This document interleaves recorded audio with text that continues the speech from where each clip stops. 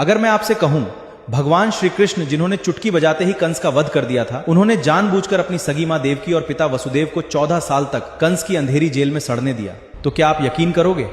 लेकिन हां, आपने बिल्कुल सही सुना। जिस ईश्वर के इशारे पर ब्रह्मांड हिल जाता है, वो 14 सालों तक अपने ही माता पिता की चीखें सुनता रहा और उन्होंने कुछ नहीं किया। आखिर क्यों? अगर ये सुनकर आपके रोंगटे खड़े हो रहे हैं, तो असली कहानी तो इसके बाद शुरू होती है। जब मथुरा पर विजय पाने के बाद श्री कृष्ण आखिरकार जेल के दरवाजे खोलकर अपनी मां देवकी के पास पहुंचे, तो मां देवकी की आंखों में खुशी के आंसू तो थे, लेकिन दिल में एक गहरा दर्द और कसक थी। मां देवकी ने श्री कृष्ण का हाथ पकड़ा और बिलखते हुए बोली, तुम तो जगन्नाथ हो, अंतर्यामी हो, सर्वशक्तिमान हो, फिर भी तुमने अपनी मां को 14 सालों तक इस काल कोठरी में तड़पने के लिए क्यों छोड़ दिया? ये सब सुनकर श्री कृष्ण जवाब देते हैं कि हे माता, इस ब्रह्मांड में कोई भी, चाहे वो इंसान हो या स्वयं ईश्वर, कर्म के नियमों से ऊपर नहीं है। याद कीजिए अपना पिछला जन्म। पिछले जन्म में आप माता कैकेयी थी और मैं राम। आपने मुझे 14 साल का वनवास दिया था। श्री कृष्ण ने उसके आगे बोला कि जब मैं राम बनकर 14 साल के लिए वनवास जा रहा था, तब मेरी मां कौशल्या ने रोते हुए मुझसे पूछा कि पुत्र, मैंने ऐसा कौन सा पाप कर दिया कि मुझे तुमसे 14 साल दूर रहना पड़ेगा?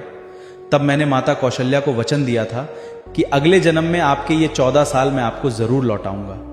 इसीलिए हे देवकी, इस जन्म में आप कौशल्या हैं, और जो पिछले जन्म में कौशल्या थी, वो आज यशोदा हैं आपकी जगह। आपके पिछले जन्म के कर्मों की वजह से आपको 14 साल का ये वियोग सहना पड़ा, और कौशल्या को उनके हक के 14 साल का ममता का सुख मिला। इसलिए हे माते, मैंने सिर्फ कर्मों का हिसाब बराबर किया। दोस्तों, ये कोई कथा नहीं है, ये ब्रह्मांड का वो सच है जो हम अक्सर भूल जाते हैं। अगर स्वयं भगवान विष्णु को राम और कृष्ण अवतार में भी कर्म का हिसाब चुकाना पड़ा, तो आप और हम क्या चीज हैं? आपकी जिंदगी में जो आज दर्द है, जो देरी हो रही है, जो इंतजार आपको तोड़ रहा है, क्या आपने कभी सोचा है कि ये किसी पुराने कर्म का ही बही खाता तो नहीं जो चुकता हो रहा है? यहां कोई बिना वजह नहीं रोता और किसी को बिना कर्म के सुख नहीं मिलता। स्वयं ईश्वर भी कर्म के कानून से बंधे हैं।